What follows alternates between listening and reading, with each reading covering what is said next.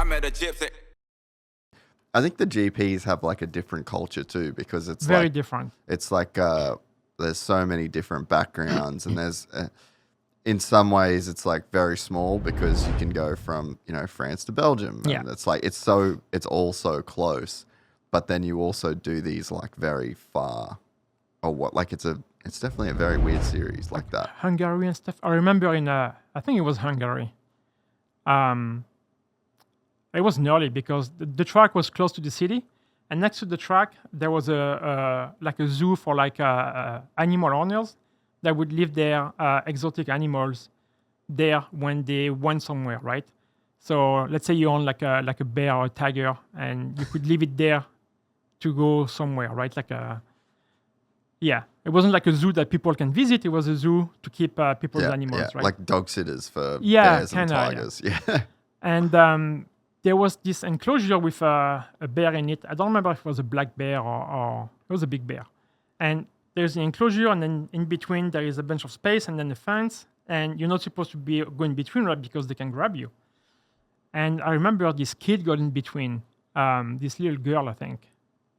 And the bear grabbed her and pulled her all the way to the fence. The only thing that stopped her was her head didn't go through, right? Oh. And her whole arm was like completely like destroyed, right? It was gnarly. And it took them, they didn't have like anything to cut it. They only had a wood saw. And it took, I think, the emergency services like half an hour to get there or something like that. And I'll always remember that because like, I don't know if that kid lived or not. Oh, that's so gnarly. Yeah. But, and you realize, when you travel to countries like that, that's when you kind of realize how good you have it in some other places of the world. Yeah. But this was crazy, man. And that was in Hungary. I think it was Hungary or it was one of the Eastern countries. I'm fuzzy with memory and that stuff. Yeah. But yeah, it was one of the Eastern countries, and yeah, like that's the kind of stuff that kind of marks you forever. Yeah, bro, that's heavy. Yeah. What other like wild countries did you guys race back in the GP era? Like Indonesia and stuff. Yeah. Indonesia was fun because, well, it was fun. The race wasn't fun because it's fucking 100 degrees and 100% humidity. Yeah. Right? Super hot and humid. But the weird thing about Indonesia that I always remember is we stopped in Singapore on the way there. Yeah. Singapore was one of the cleanest cities I've ever seen. You could eat on the fucking sidewalk. Yeah. I mean, that's how clean it is, right? It's crazy. And then we go from Singapore to where we were going in Indonesia, and it's insane because you have like poverty everywhere. It's so poor, right? People living in like dirt huts. mud houses, dirt huts and stuff, right? Yeah. And right on the other side of the street, there's a 4-star fucking hotel where we stayed. Big old hotel, 4-star, everything you could possibly dream of. And it's like, how does that happen? Yeah. Yeah, Like, it's crazy. It's the weirdest fucking thing. And it's still like that. Yeah. Like being Australian, we spend like a lot of time in Bali. Yeah. And my wife and I, we lived there on and off for like, we probably spent both of us like 12 months there over like a period of a couple of years. And man, it's that same thing. It's still like that. You're staying in this 5-star, beautiful luxury villa. Like we had like this pretty sick like house that we lived in while we were there. Yeah. And then you go, and it was during COVID, so it was dead. So no tourism, nothing, and you're just seeing local people and just actual poverty. Yep. But everything around it is just this luxury, beautiful, like it's crazy, man. Yeah, and like people how talk do you about reconcile that? Like corruption. Yeah.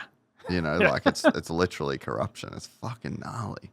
Were some of the other Eastern countries pretty wild though? Because you guys used to go back to Russia back in the day, did you? Or I never went to Russia when I was racing it, but they'd do like Estonia. Yeah, I think so. Like Estonia, like a lot of Eastern countries we used to go to. Like Hungary was one of them. Most beautiful woman too in Hungary. Yeah. Oh, Eastern women are beautiful, man. Oh my God, we were there with a rental car, and one of my friends that was with us literally fell in love on the spot with a prostitute. Like we were driving through town and there's prostitutes, right? And he literally fell in love with one on the spot. It was so fucking funny, dude. Like we made so much fun of him for that. But yeah, just beautiful woman there. I remember like the on race day. And it was a different track, not the one I was talking about earlier about the zoo stuff. But on race day, I remember like all the girls showed up and they were all wearing bikinis and shit because it's hot and they're all hot. Yeah. Like it was pretty crazy. Like you see the difference in countries of like, you know, between like people and the culture and everything. I think that's the best thing that could have ever happened to me is travel the world racing. Yeah. Because you get to experience all that stuff. Yeah, it's so underrated. I think especially, I mean, the statistics around Americans that own passports is crazy. Like barely any Americans like ever leave the country. I have one now. Oh, are you American? Yeah. You American citizen? That's awesome. How long did that take? It didn't take long. It just took me a long time to actually apply for it because I was using my green card the whole time. But I became an American citizen last year. Did you vote? No, I didn't this year because I'm an idiot and I waited too long to register. Oh, well, it would have been the first year you could have though, eh? Yeah, right. I mean, I just think travel is, I mean, it's the thing that shaped my life probably the most out of everything. And I look at and I've said it on here a bunch of times, but like there's a perspective that you get of the world and the problems in your own country when you go to other countries. And when people will complain and say, oh, this is fucked up here. It's like, like, yeah and no. Yeah and no, you know, like yes, if you're just looking at this, but on the grand scheme of things, like this is not that fucked up. This is crazy good. Like and that's why a lot of people are trying to come here, you know? Yeah, exactly, yeah. But yeah, the travel and to be able to do that racing as well. And I think it gives you like a level of maturity, you know, like Kyle Wolf. Come in here he's a young dude and he's a very wise, well-spoken, look at Prado, super young guy that is just like so mature and grown. And I think it's like to do with those experiences. Oh, big time. Yeah. I mean, between that and also having, you know, when you race at that level, you have to have a certain amount of discipline and stuff, right? So I think all of that combined with the traveling really kind of like shapes you to be, to grow up really quick, basically. And having all those experiences, you know, really help with that. Yeah, for sure. So how long? What was how old were you when you first raced GPs? 15. That's wild, dude. I think 15. Yeah, 15 was my first year in GP. Think about that. Yeah, I was 15. So I was 15, and then the next year, I don't know if I was 15 or 16. I was very young. Basically, I started racing GPs as soon as I could. And I remember my last year in GP, I was actually doing really good. I could have been in the top 3. But I had to miss races on purpose because I wanted to come to the States the next year.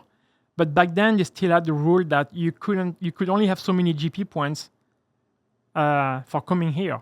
Like if you had too many points in GPs, you couldn't race in the States. Really? Yeah. So basically, you know, the best guys in Europe, fuck you, don't come here. Huh. So. And who enforced that rule? Like whose rule was that? I believe it was the AMA back then. Really? And they got rid of it. I think the next year. Yeah, it was a weird fucking rule. No way. I hated it. So if you did good enough in the GPs, you weren't allowed here? Yeah, basically, yeah. If you had too many points in GPs, you couldn't race. If you enjoyed this content, please like and subscribe. And to listen to the full 3-hour podcast, search Gypsy Tales in your favorite podcast platform or click the link in the description below. Gypsy Gang.